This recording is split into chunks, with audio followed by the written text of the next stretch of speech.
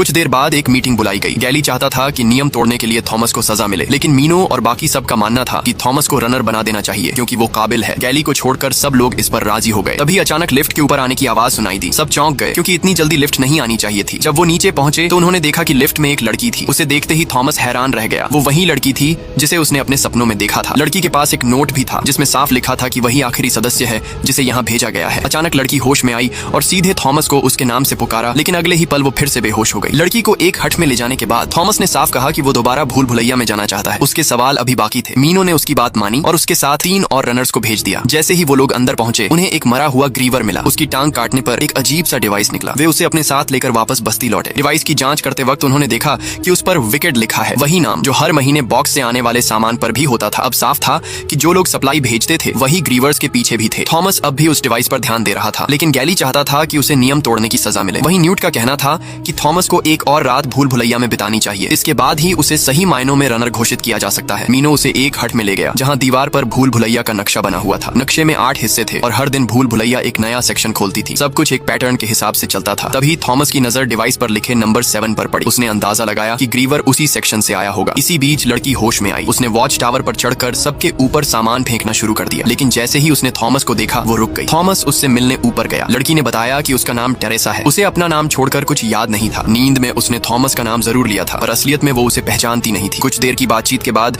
Teresa ने बताया कि उसकी बातें थॉमस के सपनों से मिलती हैं। फिर उसने अपनी जेब से 2 नीली बोतलें निकाली जिन पर वही विकेड लिखा था। थॉमस को याद आया, उसने सपने में सुना था विकेड इज गुड। यही सोचकर उसने एल्बी को उस दवा का इंजेक्शन देने का फैसला किया, लेकिन जैसे ही वो आगे बढ़ा एल्बी चीखने लगा। मौका देखकर टेरेसा ने खुद इंजेक्शन लगा दिया। उस रात गैली ने थॉमस को पिंजरे में डाल दिया। थोड़ी देर बाद चक उसके लिए खाना लाया। बातों बातों में चक ने कहा कि वो बस एक बार अपने माँ बाप से मिलना चाहता है। उसे उनकी शक्ल तक याद नहीं थी, फिर भी उसने उनके लिए एक छोटी सी डॉल बनाई थी। चक की मासूम बात सुनकर थॉमस ने वादा किया कि वो सबको इस जगह से बाहर निकालेगा। अगली सुबह सूरज निकलते ही मीनो और थॉमस भूल भुलैया में घुस गए। मीनो की मदद से वे सीधे सेक्शन 7 तक पहुंच गए। ये सेक्शन आमतौर पर 1 हफ्ते बाद ही खुलता था। तभी उनकी नजर बेन के कपड़ों पर पड़ी। उन्हें लगा कि ग्रीवर शायद उसे यहीं तक घसीट कर लाया होगा। अचानक डिवाइस से आवाजें आने लगी। थॉमस को लगा कि ये शायद उन्हें रास्ता दिखा रही है, इसीलिए दोनों ने उस आवाज का पीछा करना शुरू किया। हर सही मोड़ पर आवाज और तेज हो जाती थी। चलते चलते वो एक नए इलाके में पहुंच गए। वहाँ एक विशाल ब्रिज था जिसके आखिर में एक बड़ी दीवार खड़ी थी। जैसे ही वो पास पहुंचे डिवाइस ने उनके सामने एक नया रास्ता खोल दिया। अब उनके सामने एक गुफा थी, लेकिन अंदर कदम रखते ही एक तेज रोशनी ने उन्हें स्कैन करना शुरू कर दिया। अगले ही पल गुफा बंद होने लगी। ये देखकर दोनों पूरी रफ्तार से दौड़ पड़े। जैसे ही वो सेक्शन से बाहर निकलने वाले थे अचानक एक भारी दीवार नीचे गिरी। वो दोनों बाल बाल बचे। वो पूरी रफ्तार से भाग रहे थे और उनकी आंखों के सामने ही भूल भुलैया की दीवारें लगातार बदल रही थीं। लेकिन किसी तरह